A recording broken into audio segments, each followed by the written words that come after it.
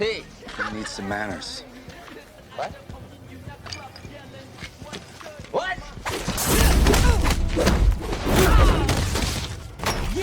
Get away!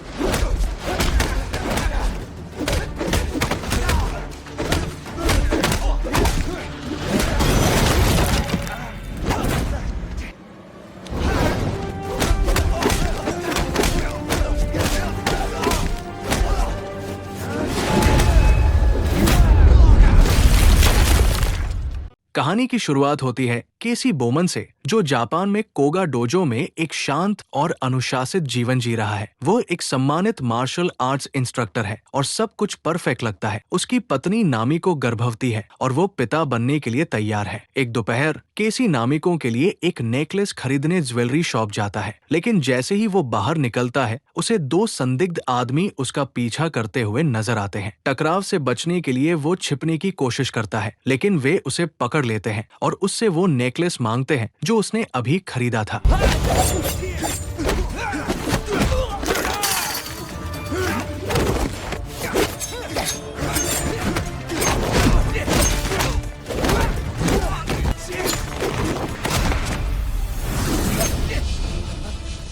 जब वे सड़क पर गिरे होते हैं, केसी उनकी छुरियों पर बना एक अजीब सा निशान देखता है, लेकिन वो उन्हें उनके हाल पर छोड़कर चला जाता है। केसी घर लौटता है और नामिको को नेकलेस देता है, बिना ये जाने कि ये शांत पल उनका आखिरी पल होगा। उसी रात नामिको केसी को जगाती है और उसे डार्क चॉकलेट खाने की इच्छा बताती है। वो उसे चिंता न करने के लिए कहती है, लेकिन केसी खुद जाने की जिद करता है और रात में बाहर निकल जाता है। उसके जाते ही एक नकाबपोश घुसपैठिया उनके घर में घुस आता है, जिसके पास कांटेदार तार होता है। जब केसी वापस लौटता है तो वो देखता है कि नामिको की बेरमी से हत्या कर दी गई है। उसके गले को उसी तार से काट दिया गया है और जो नेकलेस उसने दिया था वो खून में सना पड़ा है। टूट चुका केसी उसके शरीर को अपने सीने से लगाता है और उस लॉकेट को वापस उठा लेता है, जो अब प्यार का नहीं बल्कि बदले का प्रतीक बन चुका है। अंतिम संस्कार में उसका एक पुराना दोस्त निकाबरा आता है। वो थाईलैंड में एक डोजो चलाता है और केसी को वहां आकर ट्रेनिंग करने और अपने दुख से उबरने के लिए कहता है, लेकिन केसी मना कर देता है। उसका काम अभी बाकी है। गुंडों की छुरियों पर बने उस निशान से परेशान होकर केसी सच्चाई की खोज शुरू करता है। उसे उनका इस्तेमाल किया गया ट्रिपल किक तकनीक याद आती है और वो उसे जुमा डोजो तक पहुंचाता है। वो उस जगह जाता है और सवाल पूछना शुरू करता है। वहां के छात्र सब कुछ नकार देते हैं और उसे घेर लेते हैं। अकेला और घिरा हुआ केसी उन पर टूट पड़ता है।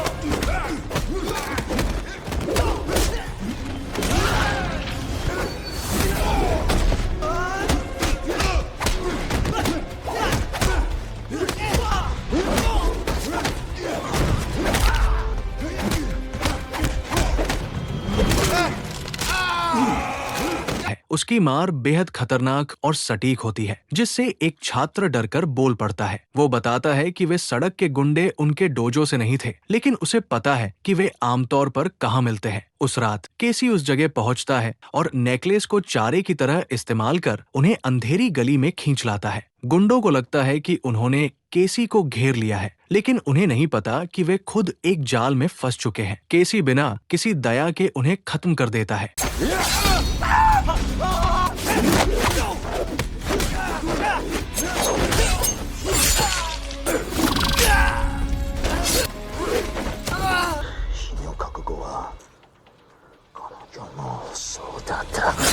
ये मानकर कि अब बदला पूरा हो गया है, केसी आखिरकार थाईलैंड में निकाबरा के डोजो जाता है ताकि खुद को संभाल सके। वहाँ उसकी मुलाकात निकाबरा के 2 बेहतरीन छात्रों लुकास और हिरोशी से होती है। ट्रेनिंग फिर से शुरू होती है, लेकिन उसका दुख अभी भी उसका पीछा नहीं छोड़ता। एक स्पैरिंग सेशन के दौरान लुकास ज्यादा आक्रामक हो जाता है और लकड़ी की तलवार उठा लेता है। केसी अपना आपा खो देता है और उसे बुरी तरह गिरा देता है। तभी निकाबरा बीच में आकर स्थिति को शांत करता है। कुछ समय बाद निकाबरा केसी को फायरवॉक ट्रेनिंग देता है ताकि वो खुद पर नियंत्रण पा सके, लेकिन केसी नामिको की मौत की यादों से बाहर नहीं निकल पाता। बेहद परेशान होकर वो वहाँ से निकल जाता है और पास के एक बार में चला जाता है, सिर्फ एक ड्रिंक के लिए। लेकिन मुसीबत वहाँ भी उसका पीछा नहीं छोड़ती। केसी शांत रहने की कोशिश करता है, लेकिन सामने वाला आदमी और ज्यादा घमंडी और आक्रामक होता जाता है।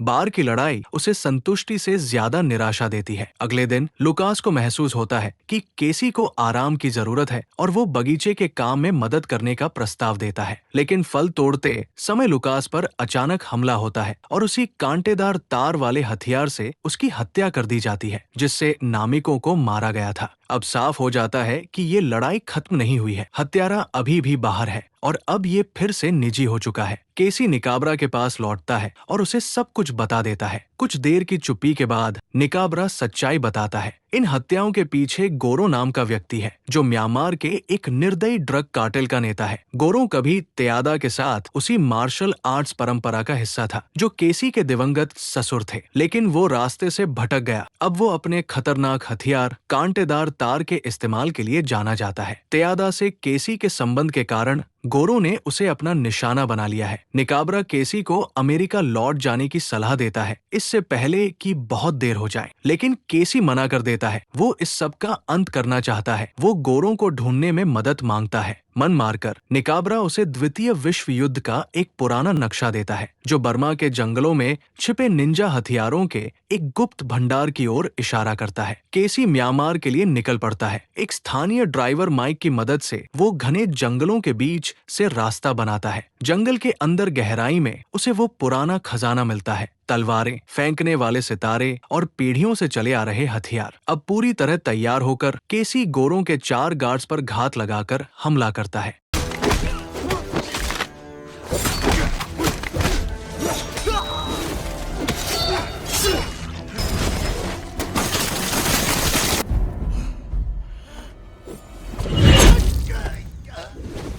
वो उनका सामान और विस्फोटक अपने कब्जे में ले लेता है। दुश्मनों के कपड़ों में और घातक हथियारों से लैस होकर केसी रात के अंधेरे में चुपचाप आगे बढ़ता है। वो गोरों के कड़ी सुरक्षा वाले जंगल के ठिकाने में घुस जाता है।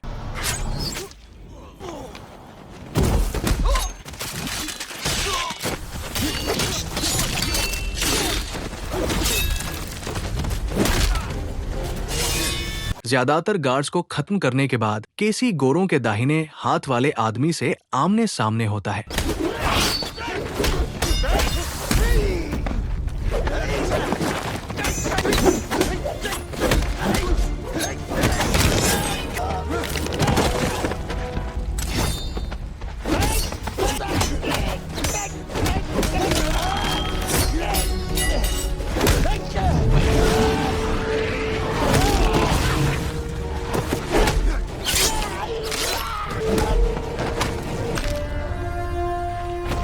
अब उसके और न्याय के बीच सिर्फ एक आदमी बचा है, खुद गोरो। आखिरकार केसी गोरो तक पहुंचता है और उससे नामिको के बारे में सच्चाई मांगता है। गोरो अनजान बनने की कोशिश करता है, लेकिन उसके हाथ पर लिपटा कांटेदार तार कुछ और ही कहानी कहता है। इसके बाद जो लड़ाई होती है वो बेहद खतरनाक होती है।